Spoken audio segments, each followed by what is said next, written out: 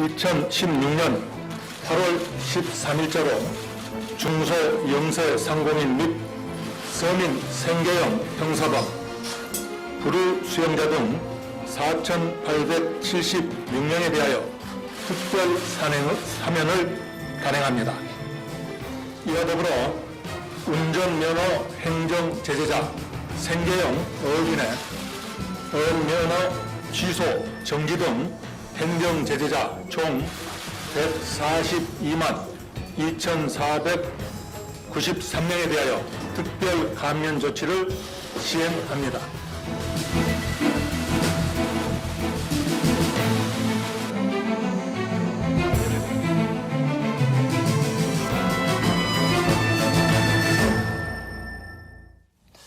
여러분 안녕하십니까? MTN 투데이입니다.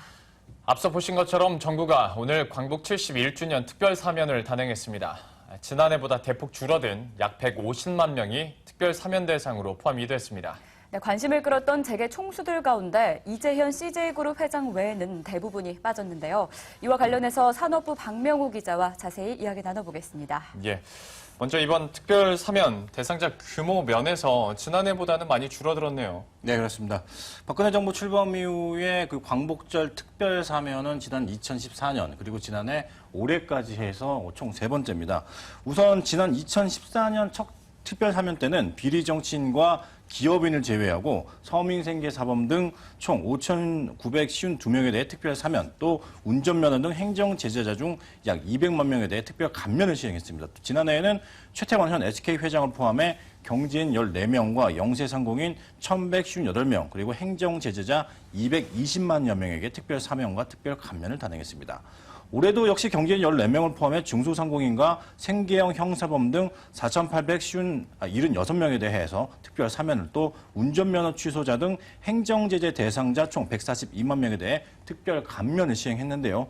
올해가 박근혜 정부 들어 단행된 세 번째 특별 사면 중 가장 적은 규모입니다. 네.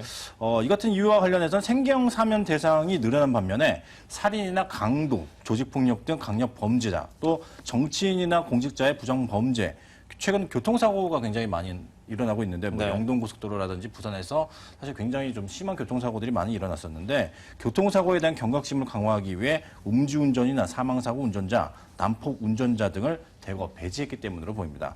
정부는 이와 관련해서 형사처벌이나 행정제재로 어려움을 겪고 있는 중소 영세 상공인과 서민들의 부담을 덜어주고 생업에 정진할 수 있도록 재기의 기회를 부여하는 데 이번 특별 사면의 취지를 뒀다고 배경을 설명했습니다.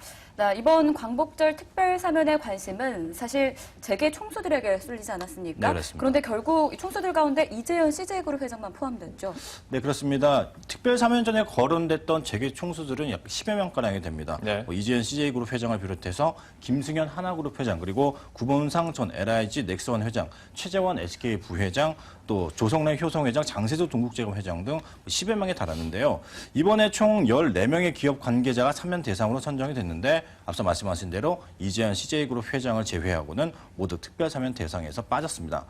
근육이 수축되는 유전병인 샤리코마리투스를 앓고 있는 이재현 CJ그룹 회장은 사실상 형집행이 어렵다는 이 전문가의 의견을 감안해서 인도적 배려와 국가 경제에 기여할 수 있는 기회를 부여하는 의미에서 사면 대상으로 이번에 포함이 됐습니다. 반면에 사면에서 제외된 그룹들의 분위기는 좀 다를 것 같습니다. 하나나 SK가 좀 꼽히고 있지 않습니까?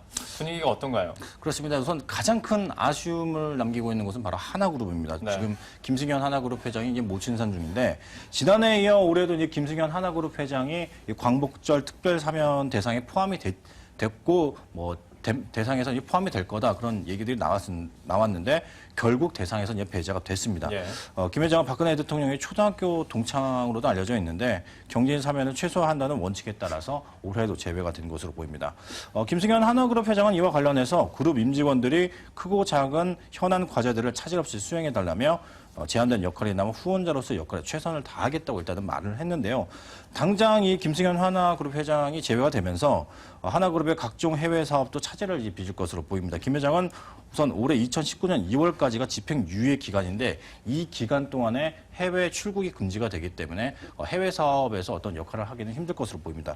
또 관련법에 따라 집행유예 기간이 끝나도 2년간 경영 활동에 제약을 받기 때문에 오늘 2021년 2월까지는 등기이사로 복귀할 수가 없게 됩니다.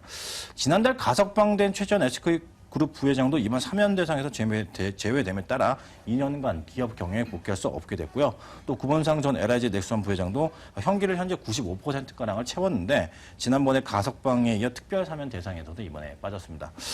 우선 이와 관련해서 전국의 경제인연합회와 대한상공회사, 한국무역협회 등 재계는 정부의 특별 사면에 대해서 환영을 한다고 밝혔지만 투자와 일자리 창출 등 국가 경제 발전에 재계가 앞서겠다 이런 입장을 밝히긴 했지만 그 대상자가 지금 예상보다 적기 때문에 그런 부분에 있어서는 좀 아쉬움을 남기는 그런 모습을 보이고 있습니다. 네. 네, 이렇게 해서 올해로 3번째 단행됐습니다. 광복절 특별 사면과 관련해서 구체적으로 짚어봤습니다. 박명우 기자 수고했습니다. 고맙습니다.